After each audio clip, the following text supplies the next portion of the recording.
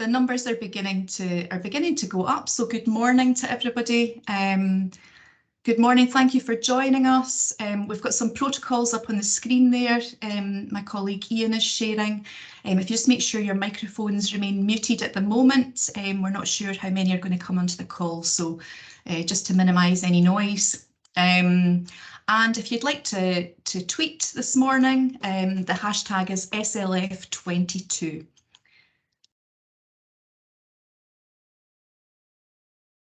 So I think we are going to just keep an eye. We want to get as much time with Kylie as we possibly can this morning. So a huge thank you and an absolute pleasure to welcome her this morning from sunny Australia, although it's not been too sunny. Most of you already have heard of Dr Kylie Lipscombe's research if you've been part of our Middle Leadership programmes at Education Scotland. She's a senior lecturer and a researcher in the School of Education at the University of Wollongong in New South Wales. She's also the Associate Academic Director of Educational Leadership, and she oversees the design and delivery of the Master of Education and the Master of Education Extension programmes in Educational Leadership. A huge part of Kylie's research centres around the importance of leadership identity and the conditions that need to be in place to allow middle leaders to have great impact on learning and teaching. So the overriding theme of note in our findings is the hugely positive role that middle leaders play, and that is why we're so excited to have her here. We are going to share a Padlet link for any questions or comments this morning, just to allow us to keep everything together. You're also welcome to use the chat pane. We're really looking forward to this session, and I'm going to pass you over now to Kylie to take you through a presentation that I know you're going to find exceptionally useful. Thanks. Thank you, Rona, and hello everybody. I know it's morning for you. It's actually evening for me. I'm coming to you with this strange accent probably, all the way from Australia. Rona and I were just talking that often Australia is known for beautiful weather, but it certainly isn't today. It's quite miserable and cold and grey and rainy and windy. But look, it is wonderful to be here with you today to talk all things middle leadership. And I do hope to be able to share with you both some research around middle leadership, but also some practice, some strategies and tools and ideas. I've been researching middle leadership for many, many years. I was a middle leader myself in Australia, and I became very interested in the role of middle leadership about 15 years ago, and then probably the last 5 years ago as a researcher. And one of the reasons I became so interested in it is one that I know that there are more middle leaders in schools than usually there are senior leaders.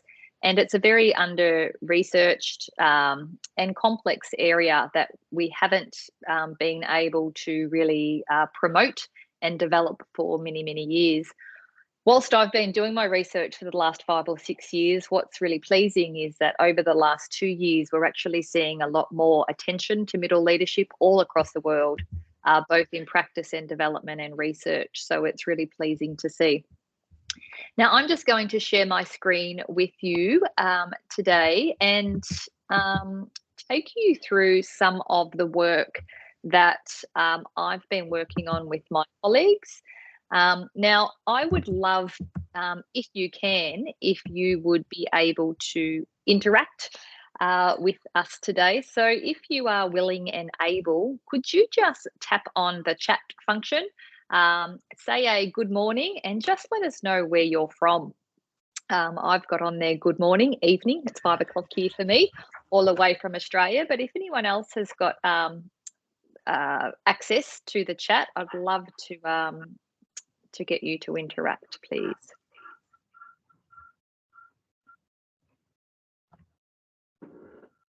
Thanks, Kathy. Good to see you there. Just a reminder too, if you haven't got your mute on, your microphone off, could you just do that? There's a little bit of background noise I can hear. Catherine, hello. Rainy East. Oh, yes. What have we got? Mr. Hurley. Good morning. Mr. McCaffrey, Susie, Mrs. Brown, David, good to see you, David. I've met David quite a few times. Fantastic. Oh, from Perth, someone from Australia. Is that Perth, Australia? I'm not sure. Who else have we got? L. Jones, Julia. No, in Scotland. Okay. I thought I actually had a bit of a check-in. Then I'm thinking, is Perth in Scotland as well? Okay, fabulous. And Kevin, thank you. So there are a few opportunities throughout this presentation to engage in the chat, and I'd really, really love to do that. I hate talking to a blank screen. So if you can engage in the chat, that would be wonderful. Okie dokie.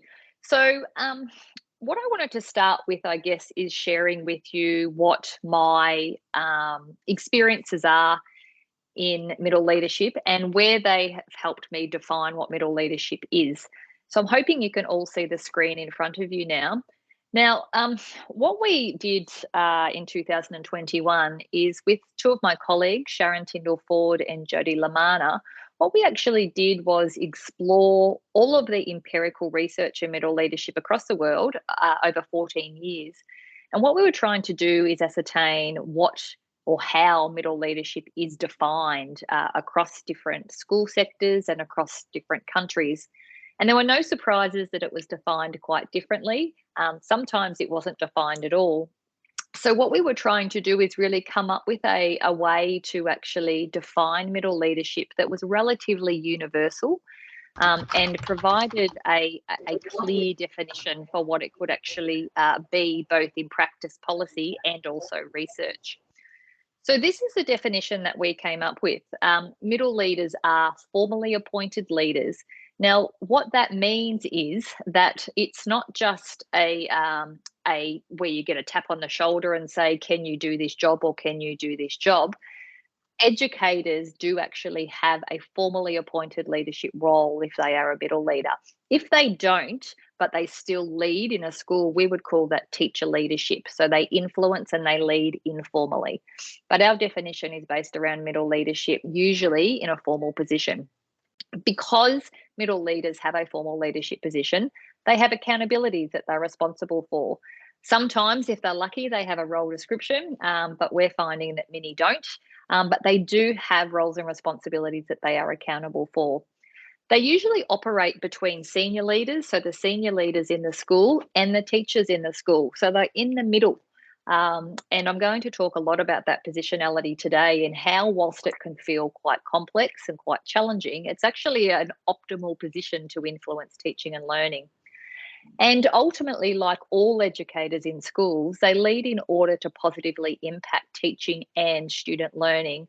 And what we're finding is, whilst many middle leaders, as they operate in the middle, they are supporting teachers in their learning, ultimately, whatever they do, we want them to be able to see an improvement in student learning as well. Now, what we did find in our research, though, is that there are some tensions in definitions of middle leaders. So one of the tensions we identified was whether a teacher has to have formal leadership responsibility. And you will see across the world now that people who define middle leadership would typically say they do have to have formal leadership responsibilities.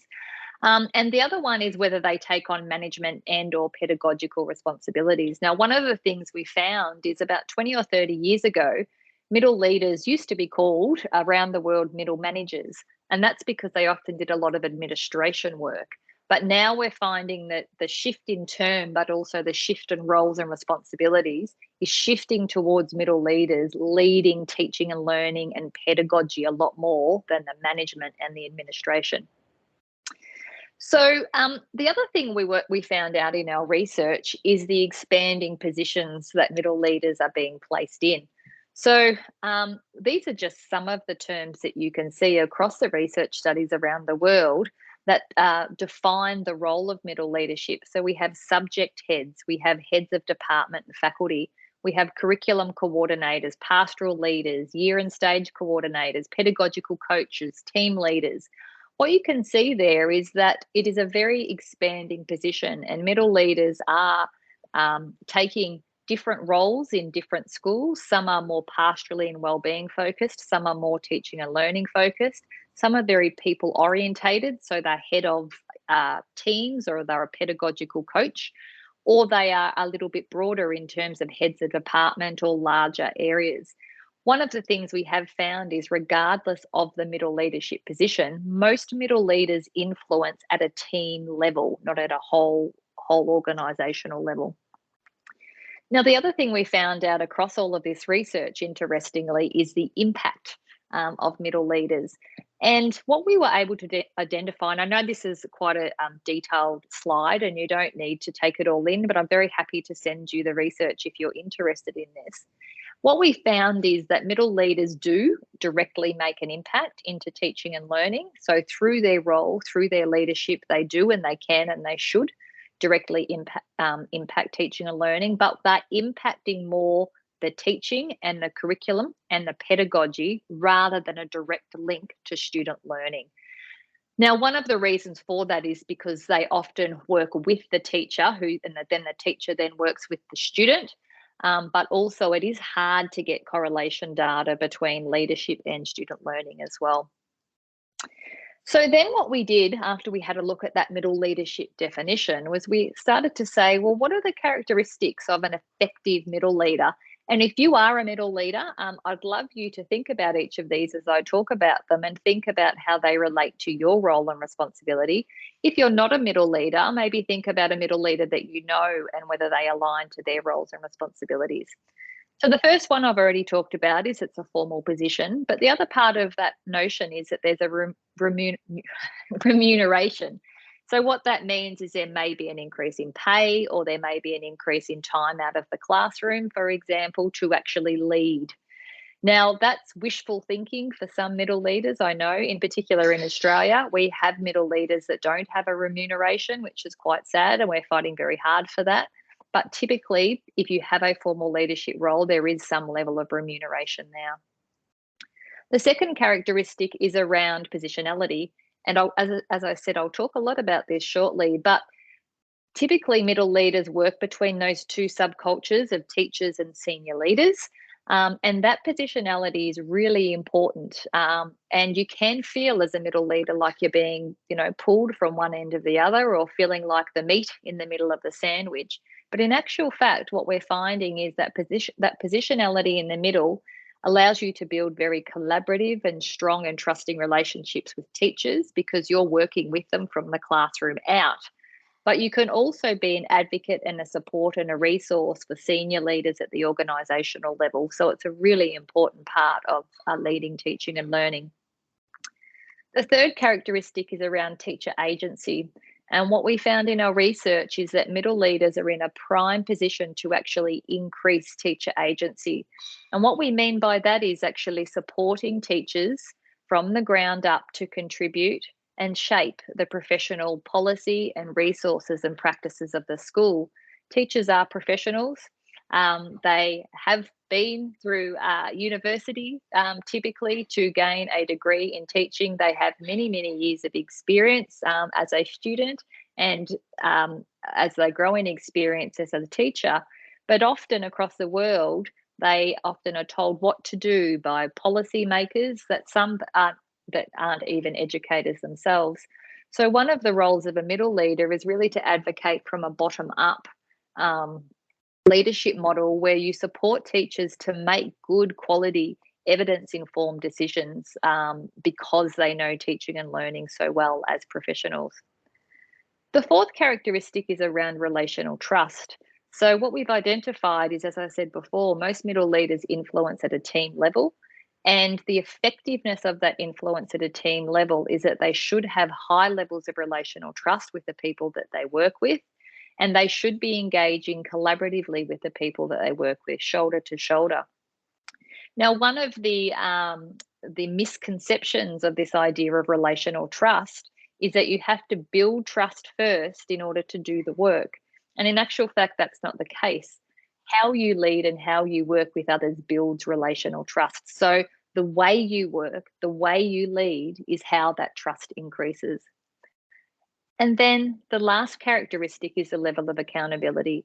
So middle leaders are typically, we call them principals, as senior leaders. They are the head of the school, the most senior role in the school in Australia. But middle leaders are typically accountable to the main leader in the school.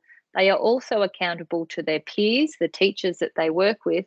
But of course, like every educator in a school, they're also accountable to the students that they serve, because that's what we're here for.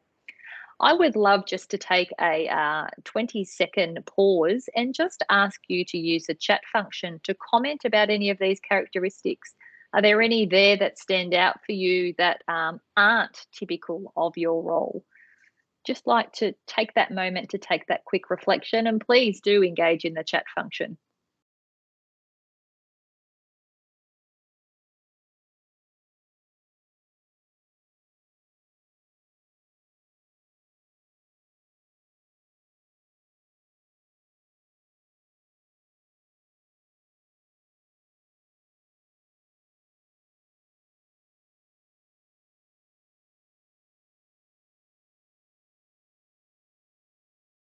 Okay, I'll keep going.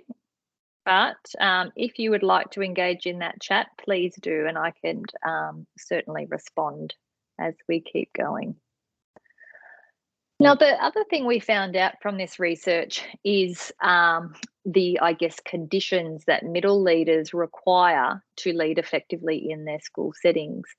So again, this is quite a busy slide, but we found this a really important slide. And in actual fact, this slide has been used in some of the policy documents in Australia at the moment.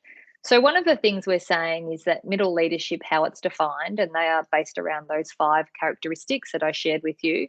We do talk about that middle leaders can be responsible for a range of different roles, such as teaching and learning, teamwork, teacher performance, pastoral care. They can impact, and we know around the world, they can impact teacher capacity, school reform, teacher motivation and morale, and student learning. But we also know that middle leaders require leadership support and development. And I know in Scotland, there's some incredible work going on around this development space for middle leaders. And that often wasn't there 5 years ago. So having things like induction programs and coaching programs and mentoring programs, having appraisal and feedback loops within your work, having the opportunity to actually engage in formal leadership courses, and having opportunities to engage in professional readings and support in areas such as how you lead teaching and learning, how you lead teams, and then some of the really complex roles around how you may manage conflict, and how you deal often with that high administration that comes with your role, as well as that teaching and learning development that often comes with it as well. We also identify that middle leaders need senior leadership support. That's a no-brainer. They need to have a positive school culture, but also be part of that culture, to build that culture and know what the school vision is and contribute to that school vision. They need distributed leadership, and that's where there are multiple, not only formal but informal leaders within the school, and the practices of leadership are distributed and all working towards the school goals. They need clear role descriptions, and I would love you to use the chat function if you are a middle leader to tell me just yes or no if you have a role description. We're finding across the world that many middle leaders do not have a formal role description, and that's really difficult for them. It's hard for them to legitimise their role with others. It's hard for them to prioritise their role and responsibility because they're pulled in all directions. But it's also hard for them to be able to apply for other positions without role descriptions. And then they're supported, obviously, with trusting collegial relationships with others. Now, the other really important part about this diagram is that we've got the site and the context surrounding all of the words inside. And we've done that because each site is different and each context is different, and therefore the role and responsibilities of middle leaders are also different. Now, thank you, Mr. Hurley, for telling me about you don't have a formal remuneration position. And I know that that does look different in different sectors and different countries. And that's some of the complexities of middle leaders, especially if you're working in the classroom as well as leading. And I can see, Catherine, you say, I don't have a job description and my middle leadership role is whole school. So obviously that is a complex area as well. So your influence isn't just at a team level, it's actually across the whole school. But not having a role description makes that very, very complex, and more complex because you actually have that responsibility across the whole school. So you, I imagine, would get pulled in all different directions. So I think what you'll find too is that as this research starts to develop, and it's not just our research, it's many other researchers in middle leadership, role descriptions are going to become a really important policy document across the world in this space. Rona, you've said we find real differences in roles across our programs, and often fluid roles that differ greatly. Exactly the same across all the different countries that we've researched as well. And Amanda, you've said no, just seems to be added to constantly. Yeah, absolutely. So one of the bits of work I'm doing at the moment is in New South Wales in Australia, and it's actually the second largest education system in the world, New South Wales. It's very, very dense in terms of students and teachers, but it's also very geographically sparse. And middle leadership, formal middle leadership roles have been part of their career structure for 20 or 30 years, but they've never had a role description. And it was only last week that they actually released their first role description. So all middle leaders now have a clear role description. So I'm hoping that it comes your way, something that will certainly support you to prioritise, legitimise your role, and not get pulled in all those different directions.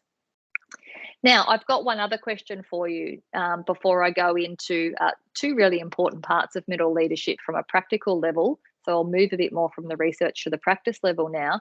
And my question is being a leader is not about you. It's about the people that are on your team or in your organisation and how you can help them be successful. Can I just get you to write a yes or no in the chat? Do you agree or don't you agree? Yes or no? And it's fine to be either. It's not a test.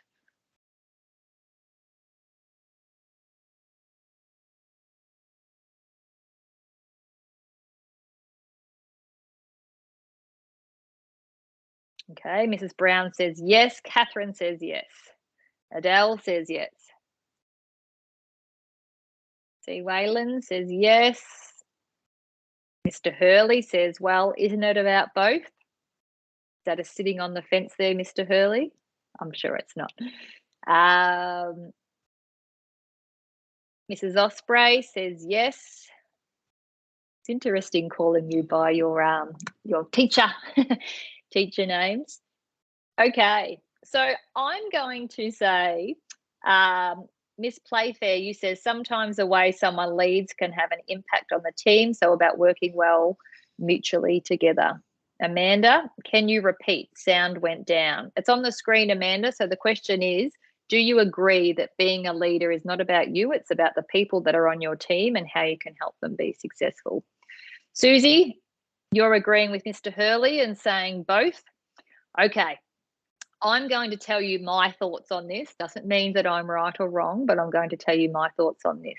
I would actually disagree or sit on the fence a little bit, like Mr. Hurley and Susie, and say both. Now, the reason why, and this is a bit of a trick question. I often put this up because I know most people will say yes. And, this type of quote is all through literature, leadership literature.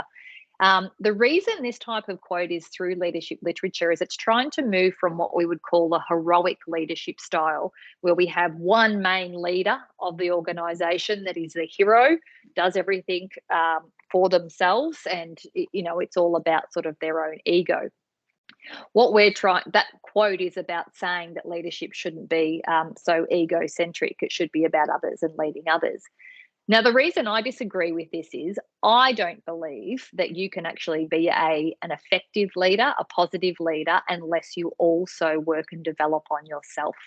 So I would actually say that you need both. You actually need, as any leader, but in particular a middle leader, where often you come from being a really good teacher to being put into a leadership position without support and without development, and some of you without role descriptions and remuneration. Have to start leading others very quickly without experience. So you need to have the opportunity to develop yourself and focus on yourself. And it's when you know your own leadership style and your own leadership approach and can articulate that, is when you can also then effectively lead others. So I would say it's both as well. So I'm just going to take you through some of these areas now for the last 20 minutes. So we'll have a quick look at leadership itself, and I'm going to touch on the idea of identity and support. And then I'm going to touch on these 3 areas around when you lead others. And that's going to be around positionality, it's going to be around influence, and it's going to be around managing performance and conflict. So David Burgess, it's almost like you've been to one of my presentations before with your response. I would agree. You need to know who you are first before you can support your team. Okay, let's have a look at developing self. Aren't these gorgeous images? Okay, so leadership identity is a really important part of any leader's growth as a leader, and in particular for middle leaders. And I really like this quote from Daniel Goleman. Many of you will know Daniel Goleman's words and research. He's done a lot of work around social emotional intelligence. And he talks about self-awareness as a really important, one of the most important characteristics of effective leadership. And he says self-awareness involves not only understanding one's role and relationships. So if you don't have a role description, that first bit's very hard. But the ability to be authentic in representing oneself and in dealing ethically with others. So it's this idea that you know who you are as a leader. You know who you are now, you know who you want to become. Leadership identity isn't fixed and it's not static. It does develop over time, but it's the ability to reflect inwards to say, when I go to work, this is the type of leader I want to be. Know that about yourself and then follow that through with your actions and your behaviors and your words. And I wanted to share with you some words from middle leaders that they talk about in terms of their identity. This one, I've been here for a long time too, so that helps. You have a bit of a reputation. I guess I'd say I'm a bit of a valued member of staff and people do get advice. So this idea is a very experienced middle leader who feels very confident in her shoes, but she feels that she's valued, not necessarily because she's a middle leader, but because of her experience as a teacher. I'm at that point, being teaching for 6 years. I have things that I can offer people. So this one here is a bit around confidence. And this particular middle leader was only a middle leader for 2 years, but she was working specifically in her role with beginning teachers. So she felt a level of efficacy in her own space to be able to work with beginning teachers. I find it hard as an early career teacher to influence experienced teachers. I'm not sure I should even be leading them. Now, that's an interesting one when we think about leadership identity as well. This particular one, I'm going to share a video in a minute of this particular middle leader who talks about how she, in her role, she's actually the least experienced teacher leading a very experienced team of teachers, but she's the least experienced, but she's got a formal leadership role, and she finds that very, very challenging. I guess you come to school and you want to be the best person that you can be and the best leader, but you can only learn in the leadership role. Now, this particular point is around that you want to do your best, but you learn to do your best by actually doing the role and learning along the way and taking that time to reflect. I know I don't want to be a principal. I work hard enough now. I don't want more work or to be taken away from the classroom. Now, this is a little bit different around leadership, but it's about knowing who you want to be and what you want to be. And we're actually finding in our own research that many middle leaders actually don't aspire for that main senior role. They love doing the work that they're wanting to do. Okay, so what I wanted to do is share this quote with you too, and then just give you the opportunity again to use the chat function. So this is around successful leaders demonstrated the courage to follow their core ideology and founding values, often standing strong in the face of a challenge to those fundamental principles. Now, what this quote is around saying is that effective leadership isn't around being nice to everyone. It's not around fitting a mold that someone else tells you you need to do. It's actually around knowing your own ideologies, what you stand for, your beliefs and values, and then standing confidently with those ideologies, even when you're confronted with challenge. So one of the things we do a lot of in our work in Australia is we ask people to start to think about what actually embodies your own leadership identity. What are your beliefs? What are your values? If someone said to you in one sentence, tell me what you stand for as a middle leader, what would you say?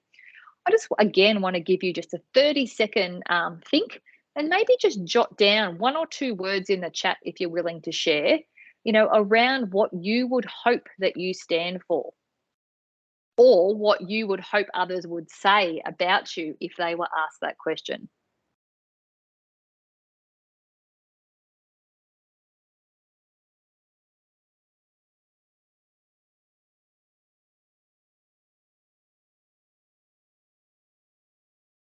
Thank you.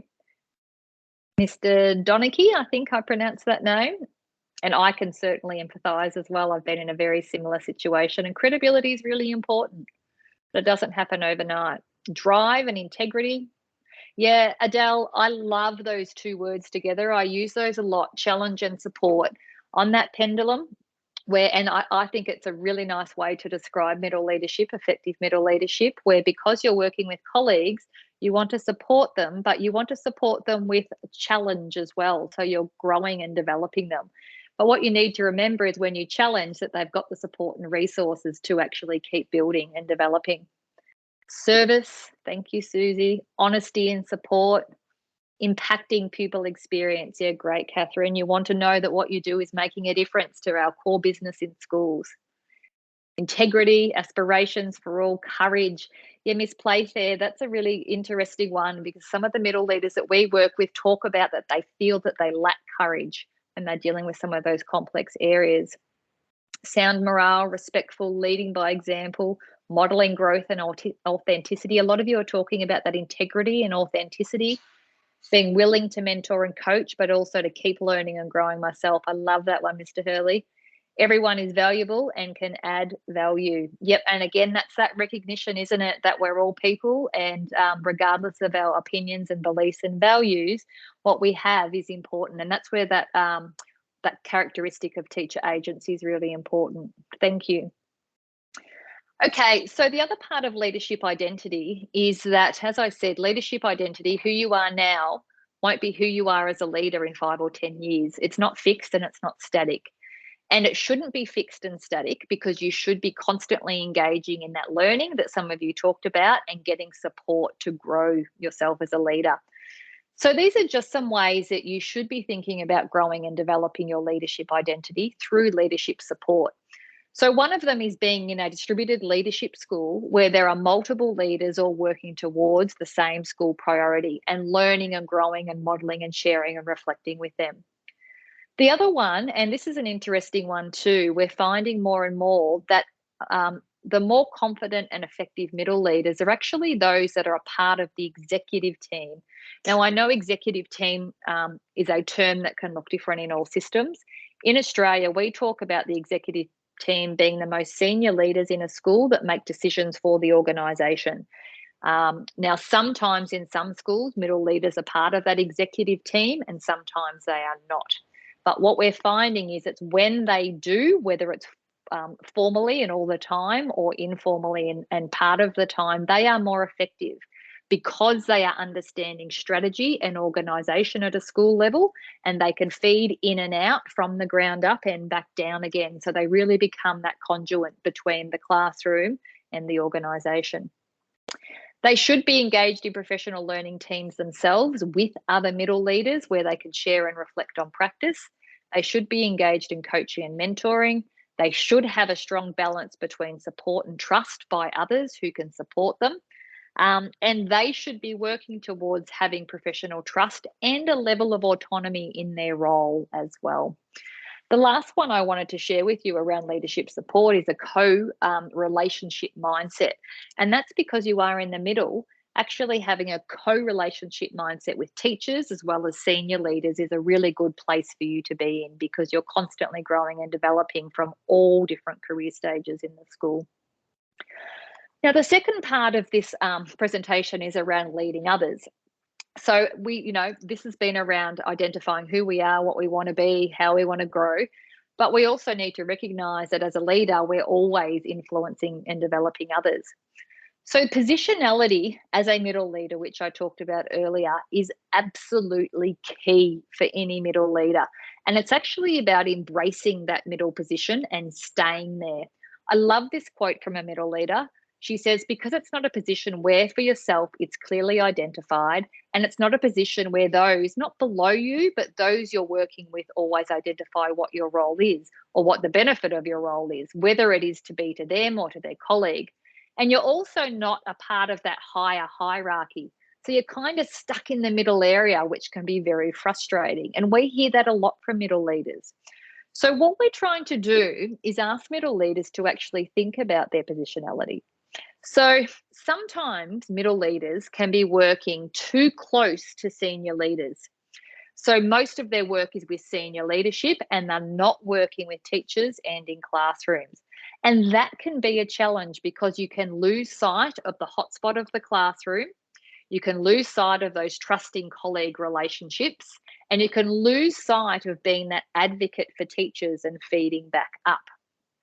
What we also find middle leaders tell us is sometimes they can work too close to colleagues. So they are usually a classroom teacher themselves most of the time. Sometimes they don't have any remuneration as a middle leader, but they have these extra responsibilities thrown on them that they're expected to do, but they don't have any support or alignment or opportunity to work with the senior leaders as well. So what that means is it's very, very hard for them to align all that great work that they're doing actually up to school organisation and strategy. So what we talk about is actually embracing and supporting that middle space is critical for any middle leader. So being right smack bang in the middle between senior leaders and teachers allows you to lead teaching and learning, or whatever area you're leading, from understanding the classroom, working with teachers. It also means that you have opportunities to engage and interact and lead with senior leaders. And that conduit in the middle is a perfect storm in some ways, perfect position for you to actually directly impact what is happening in your school. And ways you can do that is know your role, have a role description. And if you don't have one, develop one with your senior leaders. Share your role with others so they know what you are responsible for. Work with an ecology of trust. So because you're working between these two subcultures, constantly work on building those trusting relationships and use different support functions. So sometimes you'll be colleagues, sometimes you'll be mentor, sometimes you'll be coach. Being able to switch those different hats based on your different roles and responsibilities, again, is a really important place for you to be in the middle. Now, the next thing I wanted to talk about was influence when you're leading others. Because you are in that middle, you can directly influence teaching and learning, but the way we influence has a difference to then the outcome that we have. So these are just two very quick examples, again, from middle leaders. I've got a QR code here. You can take a photo of that, and that actually takes you to a research paper around this research. But this is case one. So this is a middle leader, and he was part of leading a new whole school initiative. And the whole school initiative was mentoring. It was mentoring beginning teachers and new teachers. He was not part of the executive team. He had very limited resources to develop this mentoring program in the school. His role was to lead both mentees, so the beginning and new teachers, as well as the experienced teachers who would be mentors.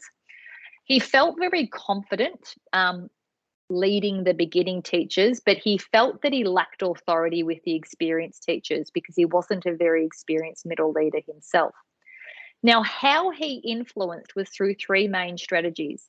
First of all, he engaged in an informal mentor who was part of the executive team. So that gave him access and support at the whole school level.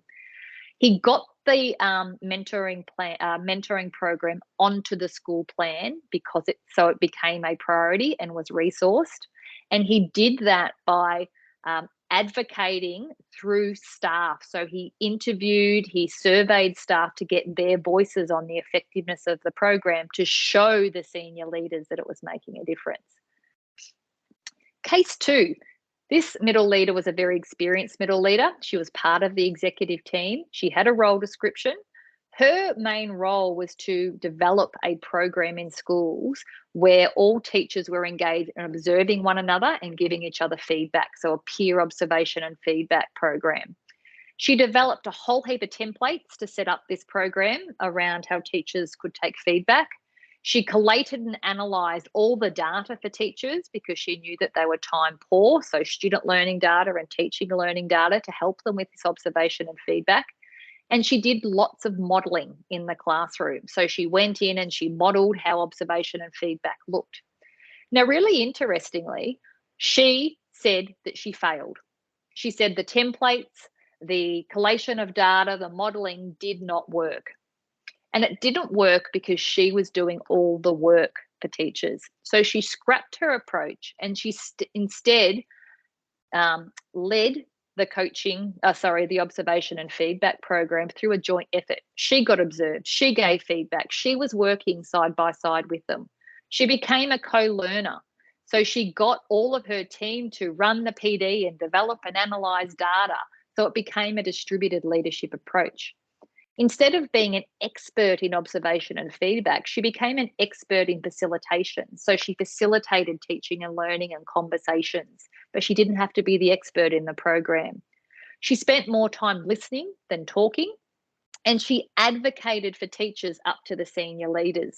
So she would say they don't have enough time to do these observations, or we need more training in this. So she became the advocate. So very different strategies to influence teaching and learning. Now, what we learned from these two examples is that middle leaders need to empower their colleagues. They need to have clearly defined roles and responsibilities. They need to be advocates for teachers up to senior leaders. They need to have a partnership mindset, and they need support in their school to actually influence others. Now, the last thing I wanted to share with you is this idea of binary. So when you're leading others, what we're often finding is that middle leaders are engaged in a binary between collaboration and performance.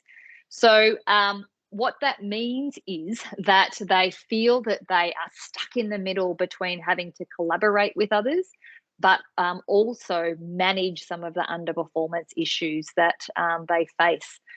So what happens is they often avoid dealing with conflict or managing underperformance. They feel that they lack strategy, and therefore they break relationships.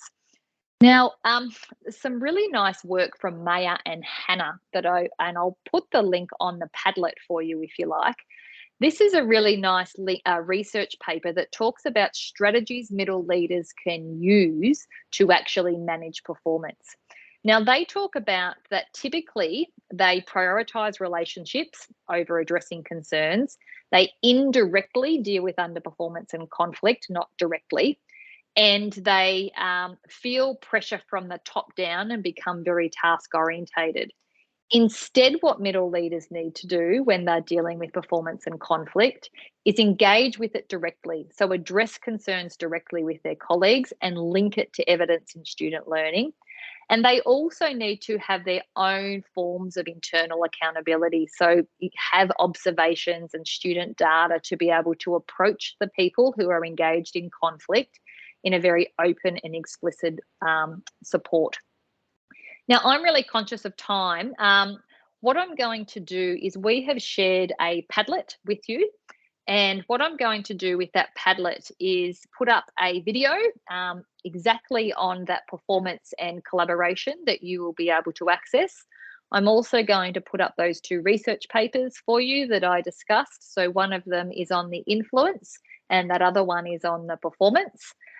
If there is anything else that you would like to ask me, you can jump onto that Padlet and I will keep an eye on it for the next couple of days and I will be able to respond to you on that Padlet.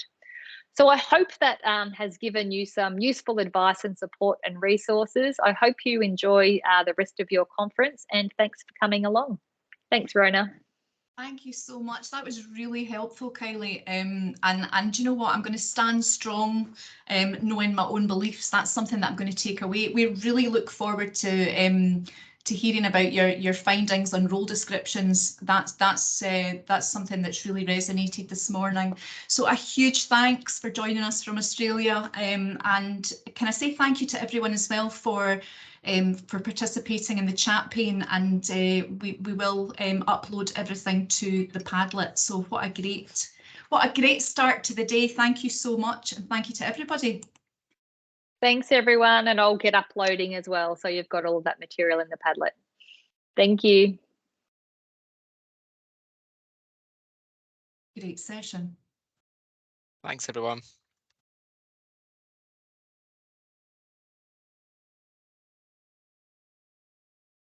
It just goes so quickly. I know. I was thinking, oh, I show the video, why not? But they can watch it from the Padlet, so that's fine. Oh, that's really helpful. That's I always never know what to do with videos, because sometimes you think it's a bit of a waste of time just sitting there watching a video. So I think it's actually probably better for them to watch in their own time anyway. Yeah, no, that's Yeah. fantastic. Okay, well, yeah. I will it was great to have their feedback in the chat too. Really nice to have some interaction. Yeah. Really well and done. I will put my PowerPoint up and those articles in the Padlet, and I'll just work on that video. It might take me a day because I just have to get the I'll have to save it properly. I might put it on a private YouTube link and then put it up. Okay. That's fantastic. All right. Well, thank you.